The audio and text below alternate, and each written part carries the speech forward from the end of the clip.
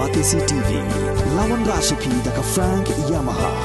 dan Maxi Sports Scooter Aerox 155. Ringkat baka net foodish, ordar mapi, nginwan ramani, hakir dobiyeng jompi. Meghalaya SSA School Association kaladawa yak sarkar jala maka dei bantung no mardor yo chairperson baje gid khot jang Meghalaya State Education Commission badban pintre kam no khamklo yak ni commission nak benta ban kintiu yak puli ke puthi hak jala Meghalaya borok koi hak dorkas bala IT hau sembut menteri rangba ke jala uba perstun tensong hak citrek no pra arajar arpuar yak bala saidu president uba Aristotle Rembai mad uskatri uba JJ Lingkhoi Sengkala penparu yang jings ngungu shika day yang sarkar kabala sngo sngap mat kabala penurlong ya kimat jing dawa jongki nei kai school SSA khanang ban weng yagi jing jongki school management committee kiba pe yagi school SSA hak jalla bro kowe kidon arbenta ki kibangi discuss kabanong kong kalau nak kalian jongi ki noi kai SSA ngi penpau ya ka jing sungu ya ka MDE government under the leadership yang Chief Minister Sarkondar Ki Sama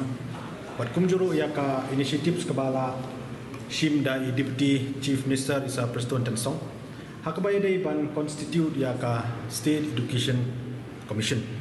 try bi kan ma baro ma hakato ko pol bagi penlong ya ka jingiki hang te ha parking lot additional secretariat hakabana galiang jong ka government leng by Deputy Chief Minister sa Preston Tensong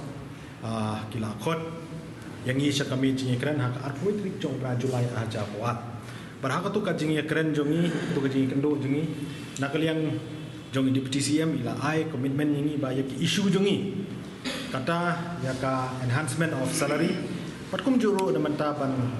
merge bani ban chief baro kino hikai SSA na po State Implementation Society siapa State Education Department on regular basis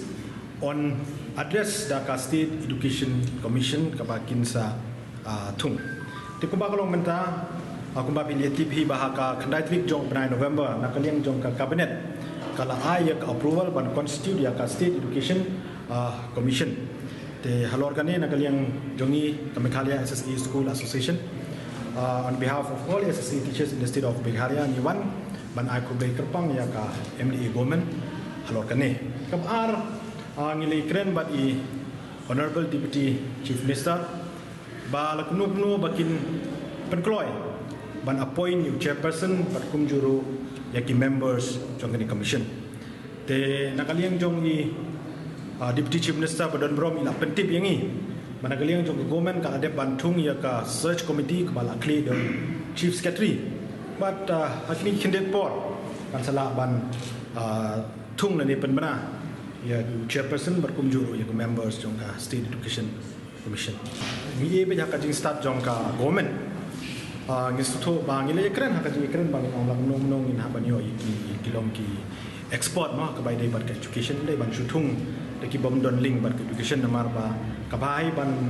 tung ki export ki batip ki education kana kin suto ki jing jong ki no hikai. Pai kumba kalong menta mo this is the first State Education Commission ma. Kini kisan paus nembala la dem di ngikimi lanti pada kajingwan jong kan ka commission